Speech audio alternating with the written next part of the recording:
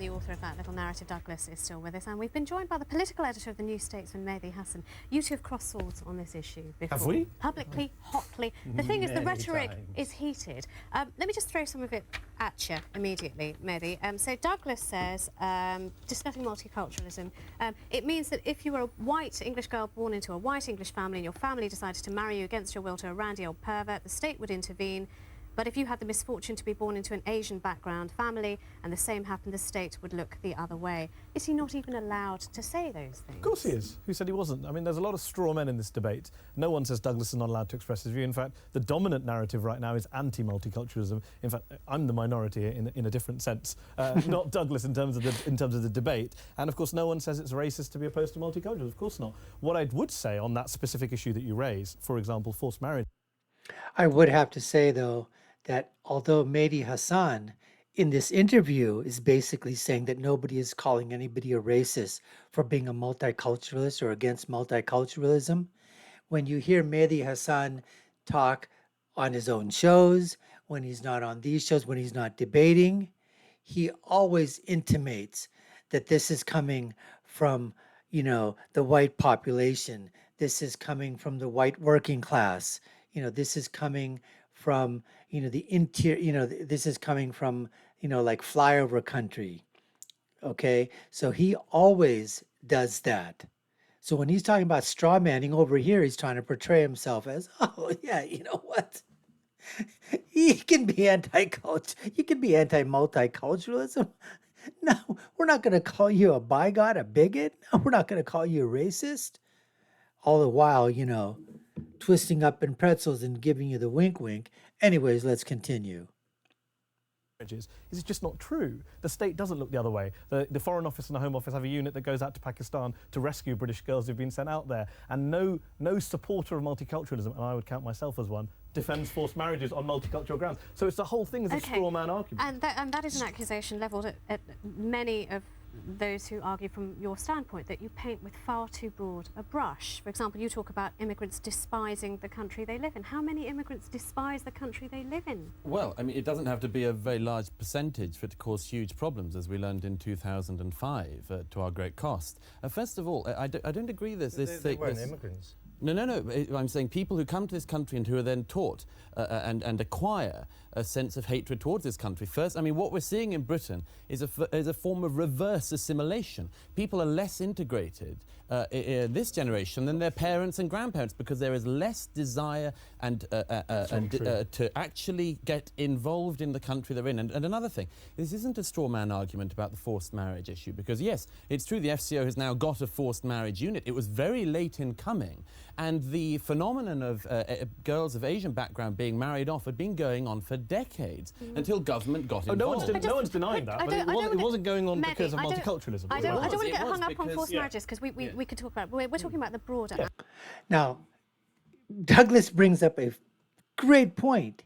He said this has been going on for decades. And why did they need to form this FCO, this government agency that's going to other countries? And like he said, specifically, they're going out to Pakistan to rescue British girls born in Britain that were now basically sent back over to Pakistan into the villages to get married against their will. And so Mehdi goes, oh yeah, it was there before, but it's not happening now, you know. But why? For decades it was going on. And yes, the British government looked the other way. Why? Not because of economic reasons, not because of cultural reasons. No, they looked away because they felt, well, it was part of culture. It was the British government looking at it and said, so what? They're not white girls. They're not our daughters. They're brown girls. They're from another community, from another ethnicity. So what? Even though they're born in British. So the British government was complicit in this as well, folks. And Douglas should, and like Douglas is saying, he said the British government was complicit. If this was happening with white girls being married off and being carted off to some, let's say, a white country, you know, going back to, let's say, I don't know, let's say if they were going back to Czechoslovakia or one of the Scandinavian countries, and you found out that British-born white girls were being sent back to Sweden or sent back to Denmark or Finland or Norway to be married against their will underage, Do you think the British government would have just let that go? No. They were being racist at that time. They were, and another thing, maybe they didn't want to look like, if this is going to be the excuse, oh, we didn't want to seem like we were racist. We didn't want to say we're meddling in somebody else's culture. That's not the culture that Britain wants to be known for. When you're sending off underage girls, British-born girls, to other countries to get married against their will, I don't think anybody wants that. Aspect of But multiculturalism. Douglas is just wrong to say that a younger generation is not as integrated. But you can't have it both ways, because on the one hand, you have said yourself that it alienates, particularly the British Muslim community, when people paint in the brushstrokes that Douglas is using. So you talk about the alienation, yet when he talks about the alienation, you say it's not true. That's apples and oranges is different. I mean, I'm talking Apples about and alienation that we're oranges. creating right now. I'm not talking about the last 40 years, of which Douglas is basically indicting 40 years of But integration where are of we immigrants. now? Where are we now, do you think? Where are we now? Well, let me just take one poll to bring some facts into the debate. In 2009, Gallup did extensive polling of Muslim communities across Europe. They found that British Muslims were more likely to identify with Britain than non-Muslim Britons, 77% to 50%. They found that British Muslims were more keen on living in mixed areas than segregated areas than non-Muslim Britain, 68% to 57%. So I don't buy this caricature. So if that's the case, then what I would like to ask, what is stopping them? Is it economics?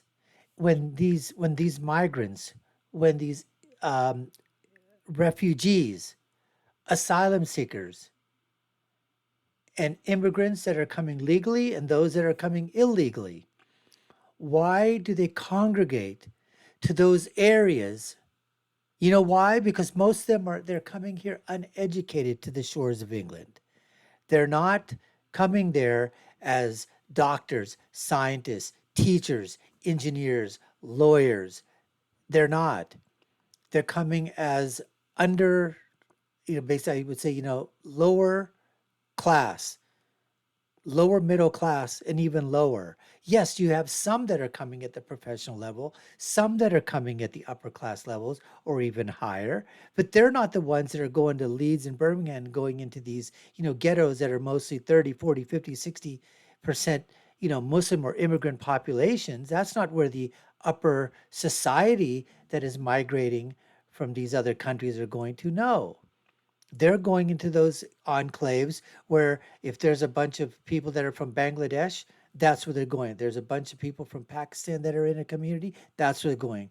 Little India, little Pakistan, that's where they're going, to those communities and getting whatever work they can get, wherever they can live, apartments, whatever it is. Why aren't they moving out into the suburbs, into the really nice areas of London, the really nice areas of England, the posh areas, so to speak? Economics, but also because of who is coming.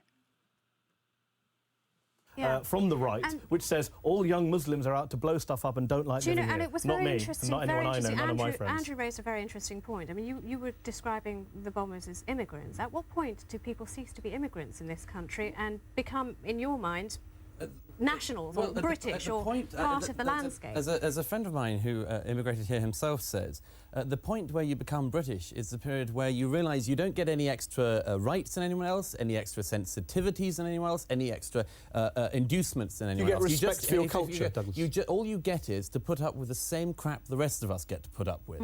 That's the deal. No extra things. And the thing is that at the moment, the dominant narrative of British life has become lost. And this is what I was trying to say in the film, is that everyone can, as it were, argue their rights, their background, their culture, other than British rights, British culture, British norms. I think it makes it a lot easier to integrate people if you know what you're integrating into. You imply there's a difference between British culture and kind of minority rights. They're not. No. It's all one and the same thing. We come together. But sometimes they run very much evolved. You two Britishness tend evolves. to joust frequently, but I'm very keen to just unpick some of this. At the last election, even the Labour Party held up their hands and they said, you know what, we made white working class people feel alienated, we drove them, we herded them into the hands of extremists. Well, as we know, the Labour Party can be wrong on a lot of things. So they were wrong about that? Well, one of the people who was saying that, of course, was then disqualified from his seat for race baiting in Oldham. So I'm not going to take lessons from Phil Willis on what integration looks like. But just on the specific point of terrorism. The message, I want to know about the message. You think that message was wrong? I think there is an issue with working class communities, white working class community insecurity. I think that's an economic issue. To pretend it's about language or forced marriages or these issues is rubbish. He doesn't know what the hell he's talking about. I really have to, really have to say something with Mehdi Hasan over here. He's saying it's all economics in the middle class or lower middle class areas, the white working class areas. It's just a matter of economics. If they were just making more money, this wouldn't be a problem. No, because they are seeing that that as the immigrants move in, as the refugees move in, what starts to happen is that they've basically got to take a backseat with their own culture, their own British culture, whatever you want to call it, white European culture, has to take a back seat and to say, oh, we have to be more. Yes, you've got to be accepting, but not at the loss when you're looking at your own culture. When laws are being broken or laws are being made and saying, oh, we have to deal with, we're going to have special laws or different laws for these British citizens that are white and treat you differently. And then we're going to allow the non-white citizens that are coming, the non-whites who are in Britain, the recent immigrants, the recent asylees, recent, whether they're illegal or legal immigrants, we're going to have different laws for you because your cultures are different. And we're going to have multiculturalism. And we're going to try, and like you said, that failed on a gigantic scale in Britain, trying to be multicultural, trying to be, everything to everybody. And in that sense and period, what happens is British cultures, British values are completely lost. And that's what makes those white working class people feel alienated. That's nothing. I mean, economics is part of it. But don't go around thinking that it's not the multicultural aspect and the dumping and the huge influx at such a fast pace that's changing everything around them. People going, what the hell is going on over here? I've got to address this terrorism point. Sorry, the 7-7 bombers. Very briefly, you've had a long film. The 7-7 bombers, let me just make a very specific point, could speak English, married of their own accord, played cricket. They were not in forced marriages or... I have to let Douglas Murray have a final word on this. This is the tragedy, is that there are people in this country who do not feel loyalty to this country, who do not feel they have to have any loyalty to this country. Political differences, and we saw there one of the end points it can reach. What Mehdi is saying, and he made that point, is that those bombers in England, they were British born, but they had an ethnic background, they had an immigrant background, and somehow, they become radicalized to the point where they become anti-British, or that they needed to do something to harm their own country. So what was that? Was that economics? Was it that they weren't just making enough money, so they decided to blow something up? No, it was something cultural. It was something was missing that they weren't able to fully integrate. Yes, they were born British on British soil and had a British passport, British citizenship, but they didn't integrate into the society. Okay, they played cricket, but I wonder, who were they playing cricket with? Was it with white British or other British people? Or was it just mainly with their own immigrant population? Where did they live? Where did they try to assimilate? Was it within Britain proper, the Britain proper population? Or a more, let's say, a different diverse population than the Asian population where they were growing up? Where did they go to schools? Were they integrated schools? Were they diverse schools? Or were they mostly Asian immigrant schools where the population of immigrants were there? What were their parents teaching? What were their parents doing? That's what I'd like to know. That's where we have to go with these questions, is that what was it that made these British-born children of immigrant families, what made them decide to become anti-British, to go against Britain, to harm Britain and its own people and its own citizens? Anyways, folks, we appreciate you taking the time to watch. You've been watching the Dr. Nasir Shaikh Show. I've been your host, Dr. Nasir. If you haven't done so already and we've earned your subscription, you love our content, we certainly hope you subscribe to the channel and share it with others. Take a look at our other video links above and below. My final thought, when you're right, and when you're left, you're wrong. Until next time, folks, take care and stay safe.